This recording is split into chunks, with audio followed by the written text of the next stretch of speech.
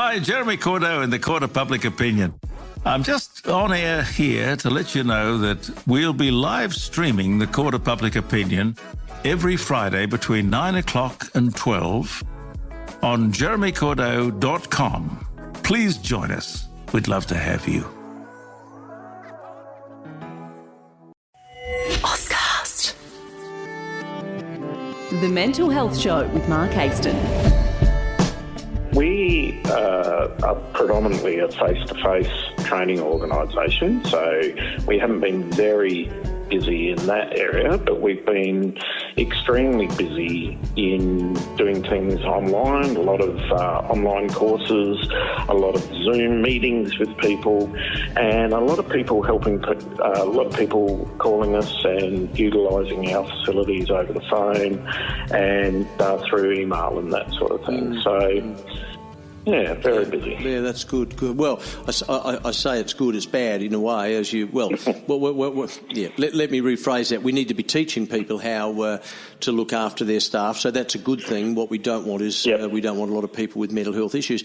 Since I last spoke to you, what's your gut feel? Do you think things have intensified in that area? Yeah. Look, out here in the battlefields, there's a lot of anxiety that's building. A lot of people seem to have a good sense of themselves and are holding themselves together at the moment, but we're starting to see that hasn't been a good thing.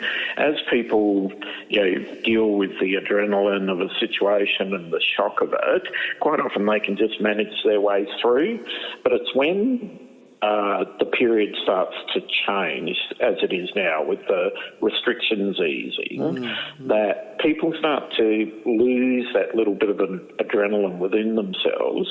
And what we've seen, especially in the last week or so, is a lot more people contacting us and wanting to have a chat about things, wanting to talk about how things are going in their lives because they're feeling within themselves not as well now. Yeah, that's interesting. And you mentioned a very interesting word there, shock. I hadn't thought of it that way. Maybe a lot of people are suffering shock as a result of what has happened. Yeah, we would say there's a lot of people out there living with a situation that's unavoidable. We try to avoid suffering. It tends to say to the person, you have to feel bad about this, whereas if we use the term living with, it tends to say to the person, everybody's living with this, how are you living with it? So what we see is, a lot of people at the very beginning, when things were getting out of control quite quickly for a lot of people, perhaps they were losing their job or perhaps they were being told to go home and work and having to change all their routines, it was quite a significant sort of change in everybody's lives, and everybody's internal mechanisms seem to have turned on, and people were able to cope and push themselves through. You being a sports journalist will be very familiar with the fact that, footballers, people in a lot of sports can push themselves through adversity. And, most people have that within them. But now as things are quietening down and as things are starting to turn around, we're certainly hearing of, we're certainly seeing a lot, and we're certainly having people come to us and they're asking a whole range of different questions about their experiences and how they're feeling because they've got the time to do it now. Yeah, it's really interesting that you say that as well, because you would think that as we start to come out of this, people's anxiety levels would go down, but certainly through this first phase, what you're indicating, David, is for some people anyway, the anxiety level is increasing. Yeah, look, I would say the actual level of anxiety probably hasn't changed much, but people's ability to deal with it is different. Yes. So, again, when somebody's given a real shock or a real grunt against their system, quite often as humans we just steel ourselves and we go, this is going to be quite difficult, but I can punch through this. I can deal with that initial thing. But then as those things leave our system, that's when we tend to have trouble. And I have a son who lives with an anxiety disorder, and 2 or 3 weeks ago, talking to him over the phone or over Zoom, he was quite good, and he said, I can feel that I'm going to be okay, but just in the last week or two, he said, it's not feeling as good. That's interesting. I'm having more difficulties. Yeah. And, it's one of those things where he's not a very mature person. He's in his late 20s, and he's got a good understanding of himself and how his feelings react to different things going on in the world. And, he's got a good support system around him, but not everybody is blessed with that. And certainly I was talking to a lady today who lives with bipolar, and she's, just in the last, 4 or 5 days, it's got very, very difficult for her. In that, she's having to gather the wagons, as she called it this morning, circle the wagons a bit around her and gather the people that she knows are her supports, and really put a lot of pre-thought every day into how am I going to get through this day, given I know what's coming. Good she is in a privileged position to be able to do that, and my son is as well, having good support networks, but we also know there's a lot of people out there who don't have really good support networks, and that's why we as an organisation have put things into place to try and help those people. You alluded to it, loneliness. What sort of connect does loneliness have with anxiety, particularly during times like this? I guess I've probably answered my question, but yeah. Yeah. So one of the key things for all mental illnesses, and one of the key descriptors that most people with a mental illness will tell you, is they feel alone. They feel isolated. Their mind is telling them that they don't deserve any help, or they've done this to themselves, or there's nobody who feels the same as they do, and it's very, very isolating. It's one of the things that we spend a lot of time talking to people about when we're training, that mental illnesses, just by their very nature, isolate people, make you feel alone. Yeah. And that's one of the things that we really battle hard against. We're out there in the trenches, putting ourselves against that every day with the things we do. We're giving people the tools to intervene in an early onset way, in a first aid capacity, and then, a whole range of other things we do help people cope with their feelings, before, during and after mental health incidents. Yeah. Because, mental illness is not something that just happens once on a day and then you're over it. Mental illness is something that you need to be practiced at dealing with. Yeah. Being disconnected, is that the same as being lonely? Look, we've talked a lot about that over the last few weeks with social isolation versus social networking. Now, what we've tried to instigate in our company is physical isolation with social networking. Oh, yes, yeah. Because the two things are not the same. No. Being isolated is not the same as being lonely.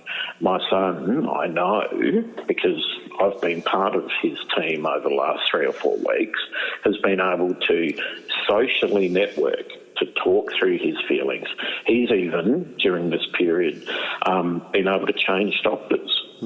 And, that's a really difficult thing for a person with anxiety, to change their physician. It's not an easy thing to do at all, but because he's got good social support networks around him, he can do that.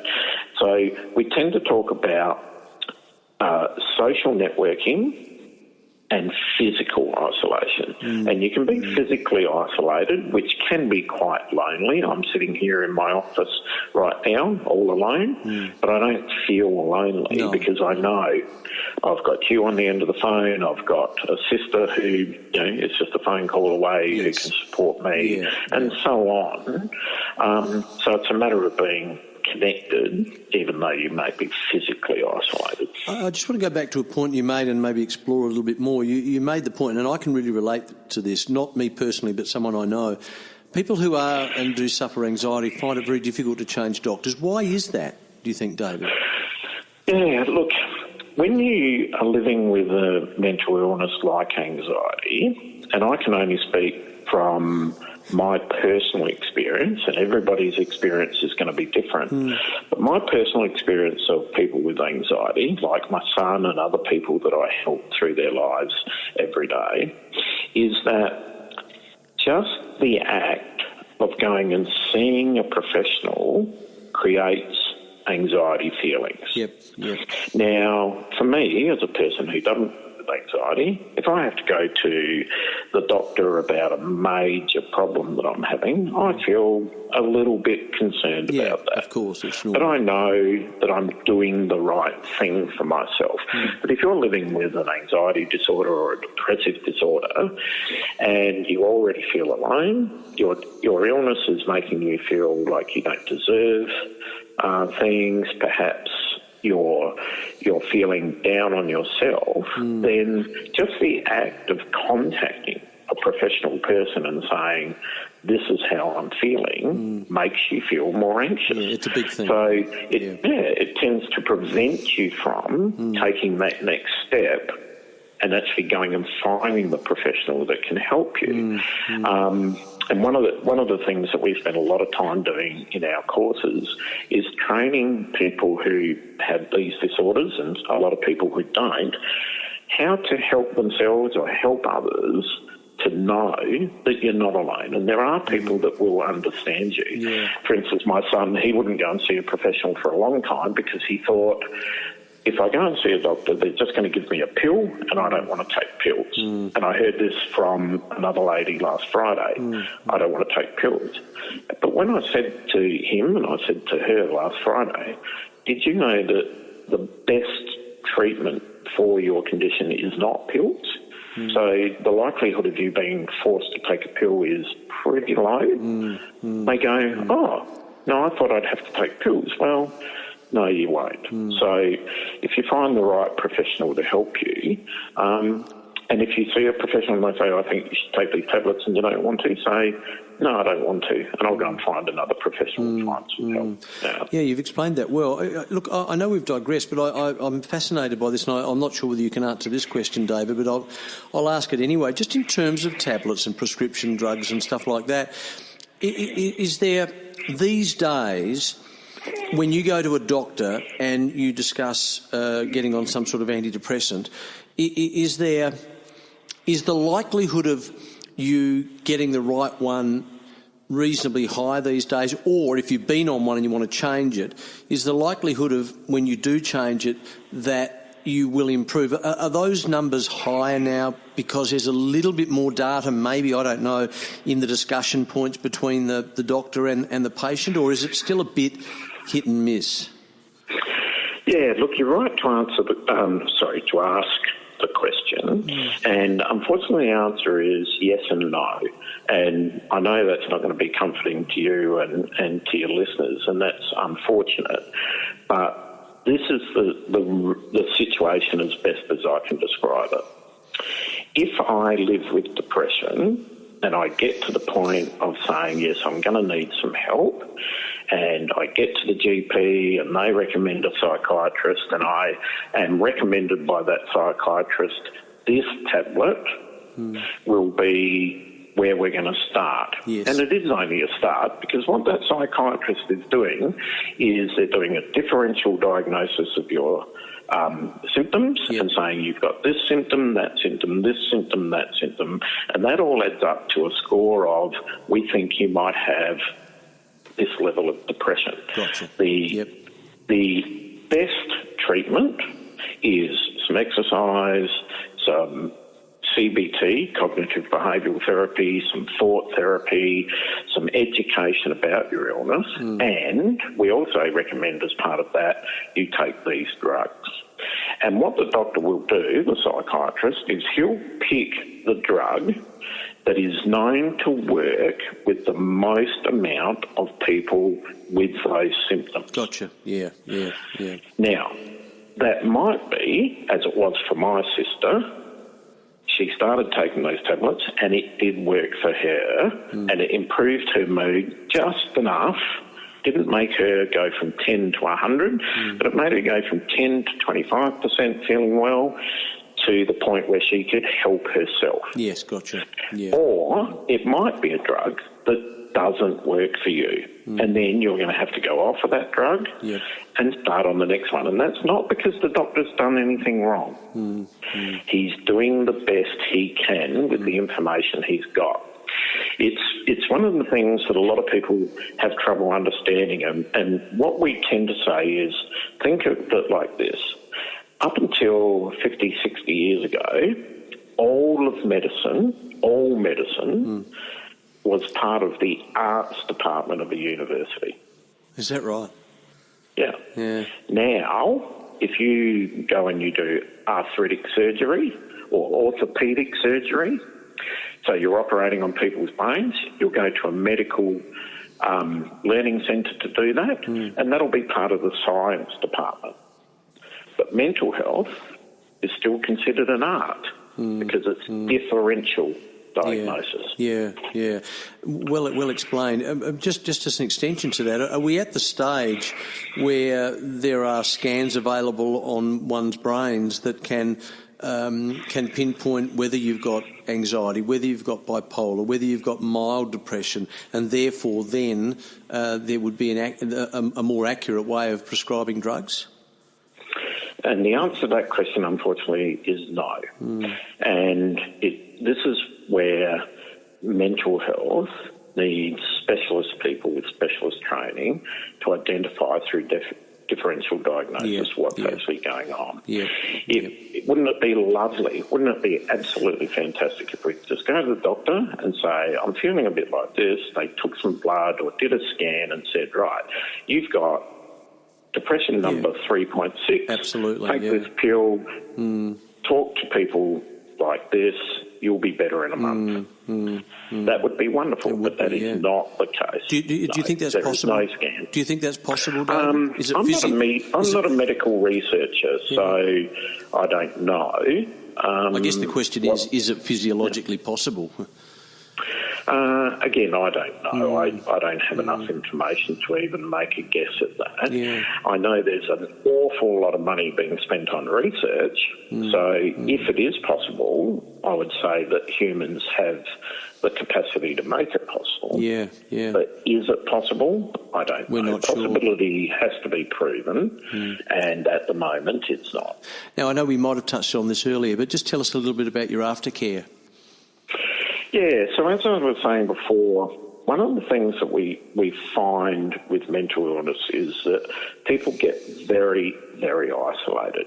It's a combination of physical isolation, mental isolation. They isolate themselves through necessity. It's very, very difficult to deal with a lot of others if you're feeling really unwell yourself. It's overwhelming sometimes. So mental health can be very isolating, and not only be isolating for the person with the illness, but it can be isolating for their families and friends. So it's part of what we do in every course and everything that we do. We offer an exclusive system through our company called Aftercare. Now, Aftercare starts with what we do right when we first meet people, and we give them the opportunity to tell us everything that they can about them, so that we can then give them the best experience through the training that we can. And then we follow up regularly with everybody we meet. Every single person we meet, we follow up a minimum of 5 times in the year post their course. Wow. We ring a minimum of 20% of the people that we meet and have a personal conversation with them about how they're going. And every single person who graduates from a course with us gets given an aftercare card, and that aftercare card contains our principal trainer's personal phone number and email address, our secondary trainer's personal email address and phone number, and my personal email address and phone number. And we say to everybody who graduates from a course from us, as a graduate of one of our courses, you're entitled to our aftercare warranty, and 24 hours a day, 7 days a week from this point forward, if you need advice or help with a mental health issue, you can get that from us. Wow. Now, we give everybody a stack of other resources to go away with, and one of the problems that we do find, Mark, is that a lot of people really, really care about people, and they want them to live well, and they want their communities to be stronger and live well with their mental illnesses, but they just don't know what's available out there. No, of course I've lost track of the amount of times that people say to me, why didn't I know about this phone number? Why didn't I know about this group of helpers that is out there? And the answer is you just didn't know. No. So we give them all those resources, but we also give them follow-up. We never let them go. We give them follow-up, we ring them, we email them, we find out how they're going, and we give them the opportunity to ring or email us at any time for any issue so that people don't feel alone. That's wonderful. Yeah, that's wonderful, and so important. So important. What's the website again? Yeah, so the website is www.mentalhealthpartners, with an S on the end, .com.au. Anybody can find anything they want about us on that website. We have courses designed from 20 minutes all the way up to 14 to 15 hours at a time, and from 5 years old to 105. Wow. So anybody in our community who's got any interest in finding out more about mental health issues or resilience or wellbeing can find something that's going to suit them. Wonderful. And I know we spoke about this a while back about offering, the services out into the country and stuff like that, into the country of South Australia I'm talking about. Yeah. Is that where you're heading, or do you have customers all over the state? Yeah, we have customers all over South Australia and nationally. So before the virus hit, we spent significant time in Port Pirie, and we were in Port Augusta just before that. I've just taken a booking for Renmark and several bookings for Ceduna and Port Lincoln, and where else are we going? We're going to... I can't remember the name of the town, but anyway, somewhere down south. We've got a trainer who does all of the Limestone Coast and right down through to Mount Gambier for us. We've got trainers in Sydney and the Gold Coast. We're here, there and everywhere. I was just talking to one of our clients in Sydney half an hour before I started speaking to you. Yeah. Well, you're doing some great work all over the place, David. It's wonderful. Good to talk to you. Very educational. I know we drifted off course there a bit, but I think it was really good that we did, because you offered some really good advice and information, and I think that's what people want. And I think probably the most important thing that we discussed was the fact that, you're not alone. That's very important, isn't it, that we push that point? That is, people are not alone. There's a lot of people out there who think that way, but they're not. And, if I can get out there and tell another person tomorrow that they're not alone, then my job is done. Yeah, and I know that we have Are You OK Day once a year, but really that should be every day, every minute of the day, really, shouldn't it? Yeah, we do a lot of work with the people who instigated Are You OK Day. We're doing a specialist program with them into a few groups. We're working with Bipolar Australia at the moment to develop a system with them, because bipolar is one of those illnesses, and one of our trainers who we brought on last year lives with bipolar, and that is a very, very isolating illness. You feel absolutely alone. The illness itself really does push you to just being you, and it makes you think that there's nobody else like you. Just briefly, I know we're about to wrap up. Just briefly, I need to ask this. What is the difference between depression and bipolar? If someone is a manic depressant, they're this. But if you suffer bipolar, what is the fundamental difference, David?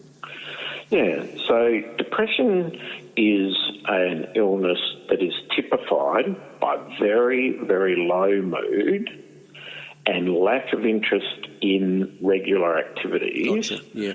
And those two things must be present, and they don't go away at all for a minimum of 2 weeks. So very low mood and lack of interest in regular activities. Yes. Must be present, doesn't go away at all for a minimum of 2 weeks.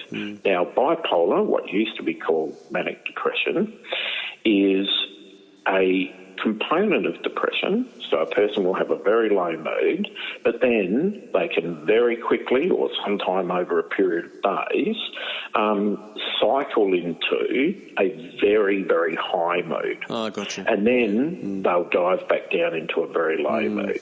So a person that most people would recognise the name of and recognise the symptoms in was Robin Williams. He was very, very honest with the fact that he had bipolar type 1, very, very, very low moods, but very, very, very high moods as well. Yeah. And he liked his high moods unnaturally, so much. Unnaturally high, David? Like, in other words, if you saw someone in that high mood, would you think this is a bit over the top? Or Yeah, so what those very, very high moods are typified by are unrealistic expectations of themselves.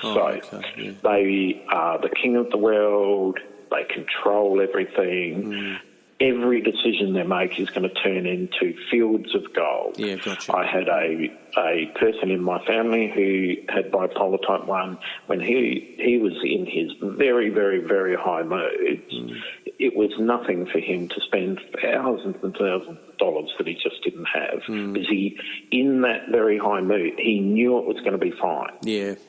Now, it never was fine, but it's fascinating. The mood makes you believe that you're Superman. That it's going to be so that's the difference.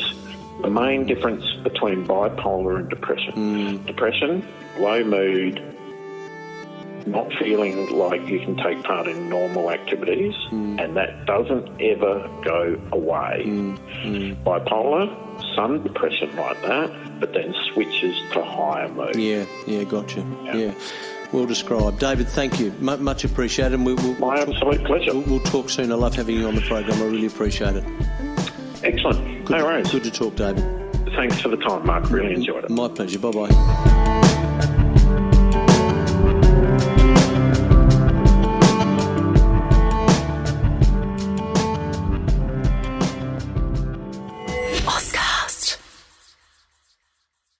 Hi, Jeremy Cordeaux in the Court of Public Opinion. I'm just on air here to let you know that we'll be live streaming the Court of Public Opinion every Friday between 9 o'clock and 12 on jeremycordeaux.com. Please join us. We'd love to have you.